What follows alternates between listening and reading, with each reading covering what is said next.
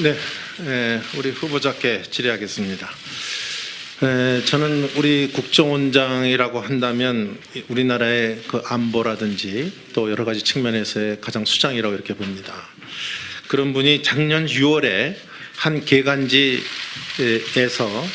이 북핵 문제 해결을 위해서 가장 먼저 북한의 체제를 안전하게 보장해 줘야 된다, 이런 말씀을 하신 거에 저는 놀라움을 금치 못합니다. 북한이 원하는 것은 경제 지원이 아니고 체제 보장이다, 이런 언급을 하셨습니다.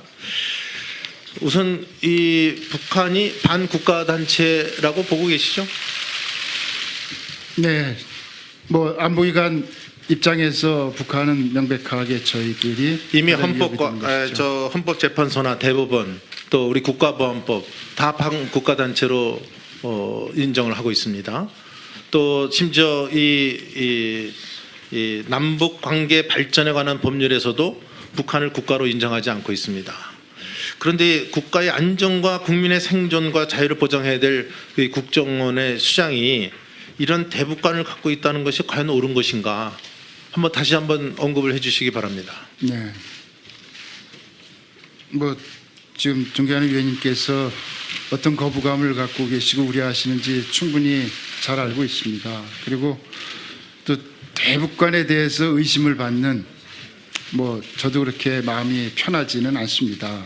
이제껏 그러니까 지금 그 말씀이 옳다 아니다 그것만 대답해 주세요. 지금 내가 다시 여쭤보는 겁니다. 네. 개간지에서 그렇게 말씀을 하셨기 때문에 그 말씀에 지금도 그 변함이 없는 건지 아닌지만 얘기를 먼저 설명이 좀 필요합니다.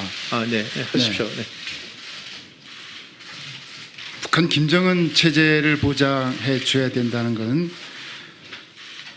이 북한 정권에 대한 어떤 가치 규범적인 성격 규정과 핵 문제를 해결해 나가는 과정에서의 수단적 접근은 사실은 다른 차원의 문제라고 생각을 하고 있고요.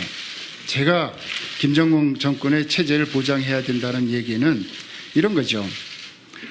김정은 정권은 아시다시피 핵 무기가 자기의 체제를 보장하고 정권의 생명을 보존하는 수단이라고 주장하고, 왜 그들이 그걸 개발하는가?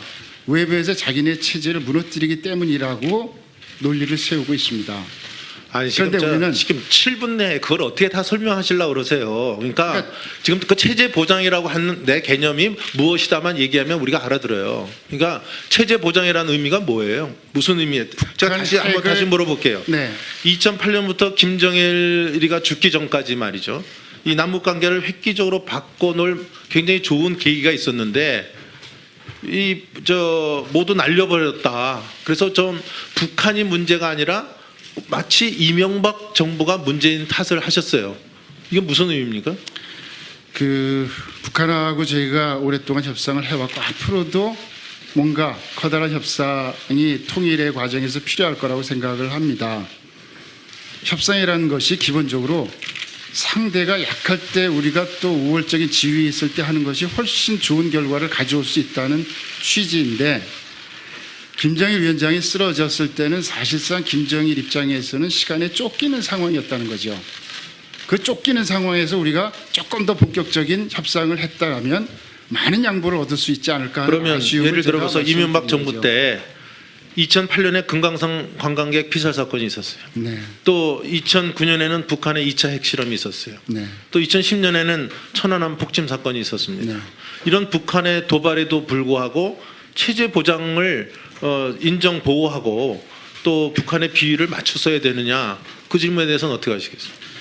뭐 북한의 비위를 저희가 맞출 이유가 없죠, 사실상. 비위의 강조가 아니라 이런 사건이 있었는데 그도 불구하고 그때 어떤 조치를 하지 못했다, 이런 얘기를 해주시면 그게 답이 될 것 같아요. 글쎄, 제가 기본적으로 말씀드리는 취지는 북한의 뭐 아시다시피 한 사람에 의해서 움직이는 그 체제에 취약한 상태에 있을 때 우리가 조금 더 적극적인 협상을 했더라면 뭔가 큰 결과를 얻어낼 수 있지 않겠느냐. 그건 추가로 더 질문하겠습니다. 또 정권 보장을 받기 위해서 주한미군 철수라든지 또 탈북자 송환 또는 북한 인권 유린에 대한 내정 간섭 등을 요구한다면 받아들이실 용의가 있으십니까? 제가 정확한 취지를 정권 안전 보장을 위해서 김정은이가 지금 이런 제가 말씀드린 몇 가지를 요구한다면 받아들일 용의가 있느냐를 그건 저희가 여쭤봤습니다. 받아들이기 어렵죠. 오케이, 알았습니다. 지금 북한이 말이죠. 이 체제 유지라는 명목하에서 끊임없이 우리한테 무리한 요구를 할 겁니다. 그래서 체제 보장을 강화해야 된다는 얘기에 대해서 지금 해명을 하시지만 일반 국민들이 들 때는 국정원 원장 후보자가 체제 보장을 반국가 단체에 대해서 체제 보장을 해야 된다는 데 대해서 어떻게 이해를 하실 건지 말씀을 잘 가려주셔야 된다는 얘기를 드립니다. 특히 이 북한의 이 화전 양면 전술에 당해서 그동안 핵 이 개발 비용만 결국 퍼주게 했다 이런 말씀이 많이 있거든요. 또 이거에 대해서 심지어 농락까지 당했다 이런 말도 있는데 이런 상황에서 북한의 이 체제 인정과 보장으로 핵 개발을 막을 수 있는 것처럼 발언의 언급으로 이렇게 들리는 것에 대해서는 좀 주의가 필요하다는 말씀을 드리고 그에 대해서 분명한 해명을 이따 오후에 다시 한번 제가 질의하겠습니다. 두 번째는 이 국정원 개혁과 관련돼서 이 국정원이 말이죠. 국내 정보 수집 업무를 전면 폐지하겠다. 이렇게 이것에 대해서 문재인 정부는 추진하고 있는데 우리 후보자는 좀 입장이 다르신 것 같습니다. 다르십니까? 아니요, 전혀 다르지 않습니다. 근데 지금 얘기하시는 거 보면 이게 국회에서 논의해달라 이렇게 얘기를 하시면서 이게 좀 다른 것 좀 그럼 다시 제가 물어보겠습니다. 네. 그러면 이 국내 정보와 해외 정보를 각각 다른 기관에서 담당할 경우에 정보 공유에 문제가 있다고 생각하는데 그 점에 대해서는 어떻게 생각하십니까? 원래 국내 정보, 해외 정보가 물리적으로 구분되기는 어렵다고 생각합니다. 저는 대공수사력이 약화될 거로 보는데 어떻게 생각하십니까? 대공수사력 해외 정보 위주의 조직 개편을 하면은 저는 대공수사력이 약화될 것으로 보는데 그 점에 대해서는 어떻게 생각하십니까? 실질적으로 국내 정보 문제에 대해서 조금 제가 말씀을 드려도 되겠습니까? 예, 단답식으로 하기엔 충분히 설명이 좀 안 되는 부분이 있는 것 같았어요. 그 국내 정보 일반적으로 국내 정보라고 이제 폐지를 얘기를 하고 있죠. 그리고 또 그렇게 어떤 개념의 공감대 속에서 그렇게 통용이 되고 있습니다만 실질적으로 이 물리적 장소적으로 국내 정보, 해외 정보를 구분하기는 어려운 시대 속에서 저희가 살고 있고요. 정보기관 역시 마찬가지입니다. 저희가 대통령님이나 문재인 정부에서 반드시 없애야 되겠다는 것은 국내에서 벌어지는 정치와 관련된 정보, 선거 개입 행위, 민간인 사찰, 기관 사찰 이런 행위에 대해서는 반드시 근절을 하겠다는 그런 취지의 표현이 국내 정보를 폐지하겠다는 것으로 표현되고 있다고 저는 생각을 하고 있고요. 대공수사력이 약화될 거냐 안 약화될 거냐 그거에 대한 소신만 얘기합니다. 대공수사력이 약화돼서는 안 되죠. 대공수사력이 약화된다는 건 저희가 뭐 용납하기 어렵지 않겠습니까? 약화될 거냐 안 약화될 거냐인데 용납할 수 없다는 얘기는 좀 다른 얘기죠. 예. 추가 질문하겠습니다. 예, 나중에 다시 질문해 주시기 바랍니다. 다음 우원식 의원님 질의해 주시기 바랍니다. 네, 우원식 의원입니다. 정우택 의원님이 마침 말씀을 꺼내셔서 그 새로운 사회에서 국정원은 명실상부한 정보기관으로서 우리 국가의 안위 그리고 국민의 생명과 안전을 지키는 보루로서 제대로 된 역할을 이제 설정하고 그렇게 가야 된다 이렇게 생각합니다. 네. 그렇게 생각하시죠? 네. 이게 국정원 개혁이 의지만으로 되어지지는 않는데요. 국정원 댓글 사건 이후에 국민들의 국정원에 대한 신뢰는 완전히 거두었습니다. 그 이후에 취임한 전임 원장들도 더 이상 정치개혁은 안 한다 이렇게 말은 했지만 국민의 신뢰를 회복하지 못했습니다. 왜 그렇게 됐다고 생각하세요? 이 정치개입 근절이라는 게 지금 존경하는 위원님 말씀하신 대로 의지만 가지고는 안 되죠. 그러나 의지가 선행되어야 되는 것은 분명하고요. 이어서 뒷받침돼야 될 게 제도라고 봅니다. 제도가 뒷받침되어져야 되는 것이고 그리고 그러한 것들이 정착되어 나가는 과정에서는 상당한 관행적 요소도 또 있다고 봅니다. 그래서 어쨌든 뭐 지금 문재인 정부의 결심은 또 저의 뭐 소신은 이 정부 5년 안에 반드시 국정원은 정치로부터 완전한 단절을 이루어내겠다. 그리고 국민들로부터 그것을 인정을 받겠다 하는 각오를 다지고 있습니다. 뭐 그 말씀은 좋으신데요. 그 국정원이 순수한 정보기관으로서의 역할을 하겠다 이렇게 말씀하시는데 지금도 국정원 직원들은 국내 파트, 그러니까 정치, 언론, 이 행정부처 이 업무를 훨씬 선호하고 있어요. 그리고 그렇게 하다 보니까 국정원이 검찰, 경찰, 국세청 이렇게 해서 4대 권력기관이다 이렇게 되어 있습니다. 그렇게 굉장히 오랜 기간 동안 관행으로 이루어져 왔고 실제로 조직이 그렇게 움직여져 왔던 것이죠. 그래서 이렇게 그 제도가 뒷받침되고 관행적인 이런 것들을 극복하고 이렇게 말씀하시는데 좀 더 구체적으로 이야기하셔야 될 것 같아요. 그래서 순수한 정보기관으로서의 역할을 수행하기 위해서 우리 후보께서 갖고 있는 방안이 뭐가 있는지 특히나 국정원을 오랜 기간 동안 계셨기 때문에 그런 문제들에 대해서 잘 알고 계실 거라고 생각하는데 소신을 좀 말씀해 보시죠.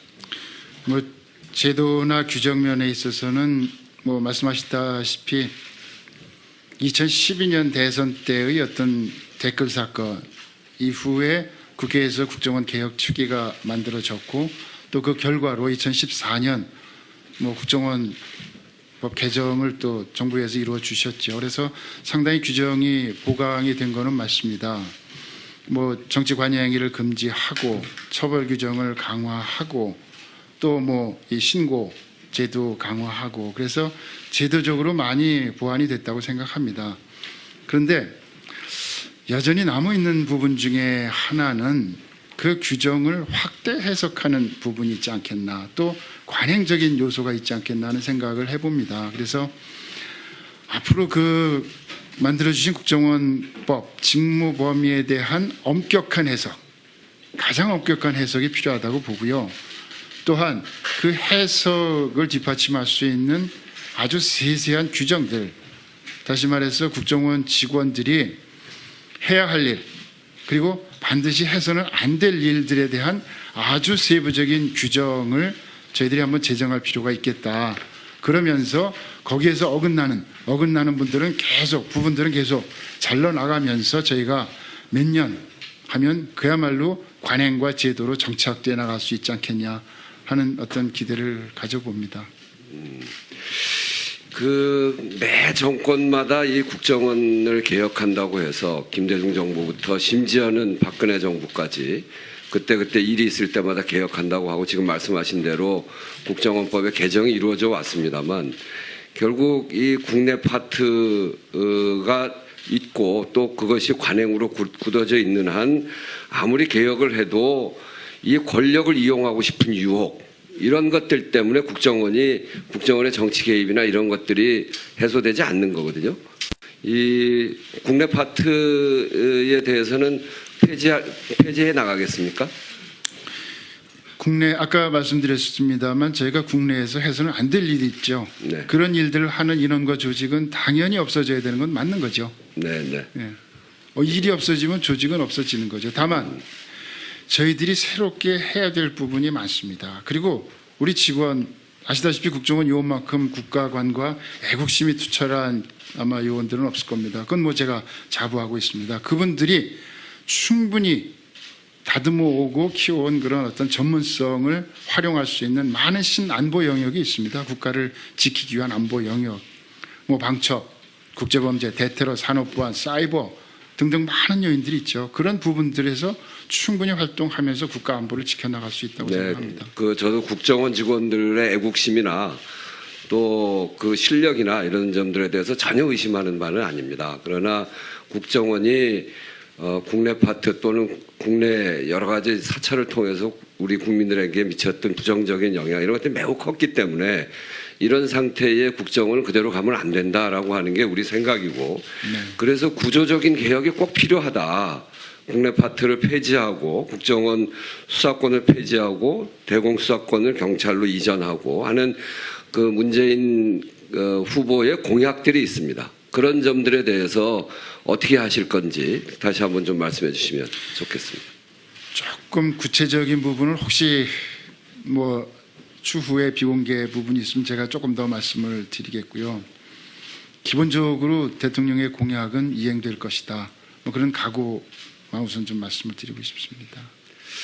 네, 그 마지막으로 한 가지만 신상 관련해서 군 의가사 제대한 문제가 아무래도 여기저기서 이야기가 되고 있습니다. 그 후보자가 75년 6월 10일 현역에서 입대해서 76년 1월 27일 일병으로 전역을 해서 근무기간이 7개월 20일밖에 되지 않기 때문에 이것에 대한 여러 가지 그 해석들이 있을 수 있는데 이것에 대해서 어떻게 이런 일이 생겨났는지 그 구체적인 사유를 좀 밝혀주시고 그리고 필요한 자료가 있으면 제출해 주시기 바랍니다. 네, 뭐 이미 서면 자료 통해서 말씀은 드렸습니다만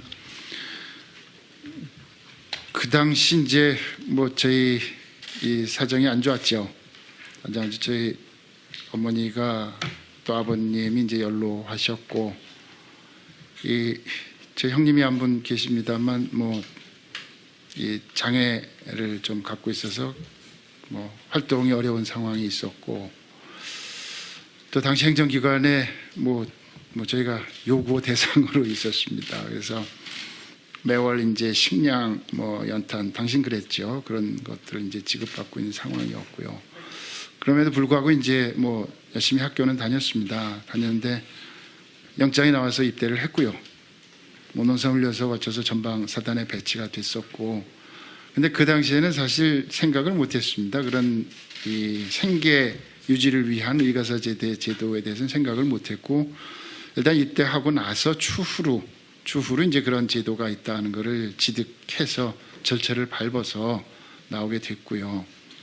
뭐 그런 부분들에 대해서 일반적으로 의심이 있다는 것은 충분히 압니다만 저로서는 뭐 이 적법한 절차와 뭐 사정에 따라서 했다는 점을 말씀드리고, 다만 뭐 그런 점은 있습니다. 대한민국의 남자로서 이 국민 병역 의무를 시작을 했는데 그걸 끝까지 마치지 못했다 하는 점에 있어서는 뭐 끝까지 다 마친 분들에 대한 좀 부담과 죄송한 마음은 있죠. 그렇습니다. 예, 우원식 의원님 수고하셨습니다. 다음은 이태규 의원님 질의해 주시기 바랍니다. 네, 국민의당 이태규 의원입니다.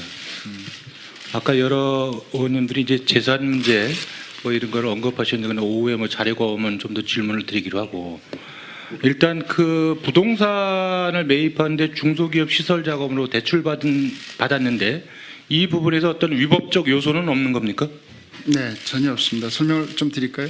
아닙니다. 그 말씀. 예. 그러면 그 물론 이제 공직자와 공직자 부인은 각각 자기 영역과 자기 주체성 뭐 그래서 꼭 같이 갈 필요는 없다고 생각하지만, 공직자의 부인이 그 대출까지 받아가면서 부동산을 매입하고 부동산 임대업을 하는 게 바람직하다고 생각하십니까?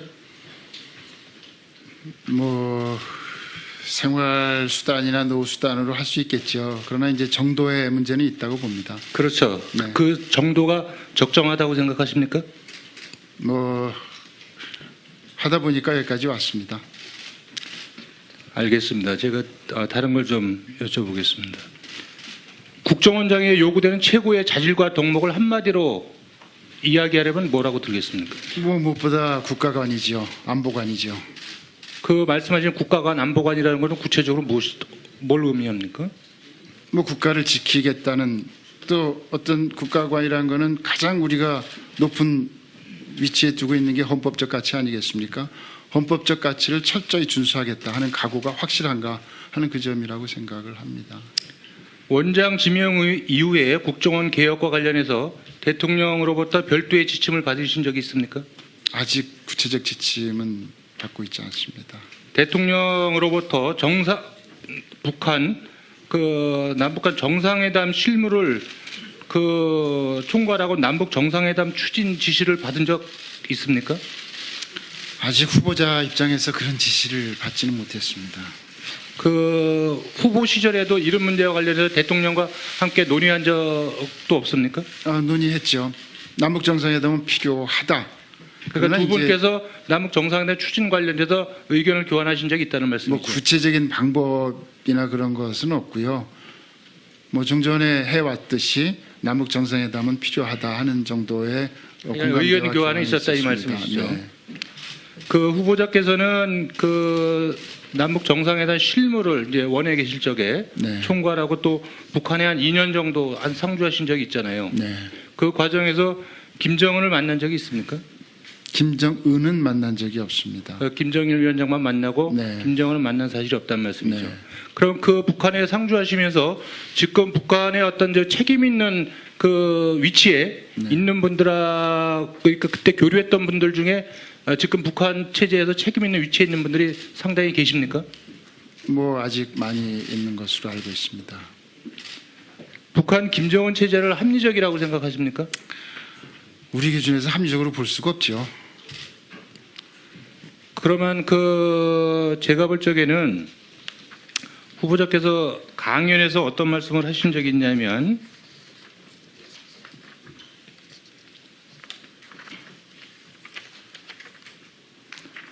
북한의 변화를 두 마디로 정리하면 자유로와 분권하다 이렇게 표현하셨어요. 네. 그래서 김정일 위원장 체제 하에서보다 훨씬 더 그 폭넓은 경제 개선 조치를 취하고 있다.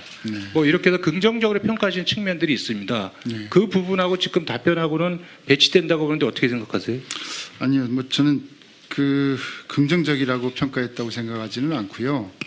이것이 이 일종의 분석적 관점에서 북한 김정은 이후의 경제 제도나 상황을 평가했다. 어쨌든 그래서 이걸 제가 오후에 제가 추가로 계속해서 저 질문을 좀 드리겠습니다. 어쨌든 그 부분에서 북한의 김정은 체제 외에 북한에서 벌어지고 있는 변화에 대해서 네. 제가 일단 의미 부여를 하셨어요.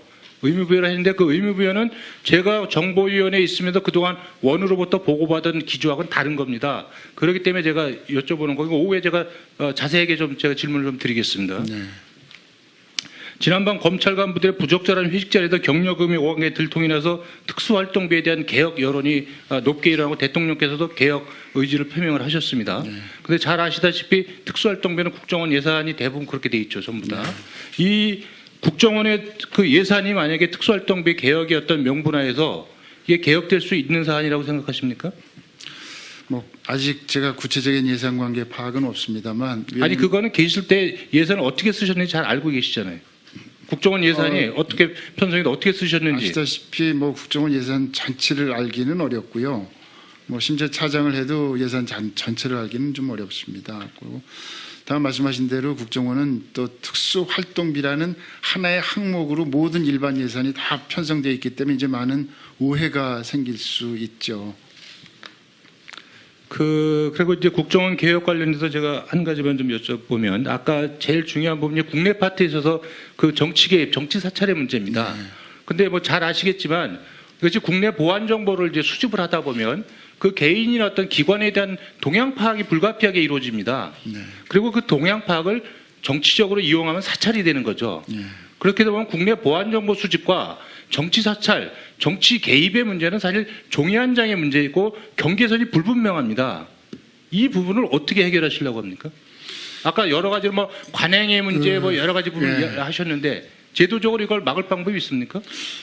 뭐 위원님 잘 아시다시피 사실 이 부분이 굉장히 아주 고민되는 부분인 죄송합니다. 굉장히 고민되는 부분인 것이죠.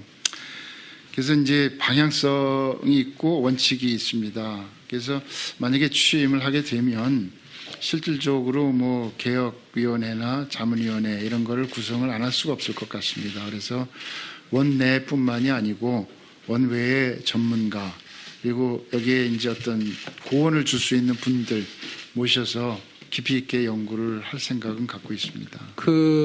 만약에 원장에 취임하시면 네. 계속해서 일반 사회 동향이나 현안에 대해서 청와대에 보고를 계속하실 겁니까? 저도 뭐 그 부분에 대해서 조금 생각은 있습니다. 좀 있는데 뭐 깊이 말씀드리기는 좀 그렇고 어쨌든 지금 이 자리에서 원칙적으로 말씀드릴 수 있는 거는 어떠한 정치 관여나 정치에 영향을 미치는 그런 행위나 활동은 안 하겠다. 안 하는 방향으로 모든 제도나 감독이 이루어져야 되겠다라는 점 말씀드리고요. 뭐 필요하면 오후 빙고개 때 제가 조금 제 소신을 말씀드릴 수 있겠습니다. 예, 수고하셨습니다.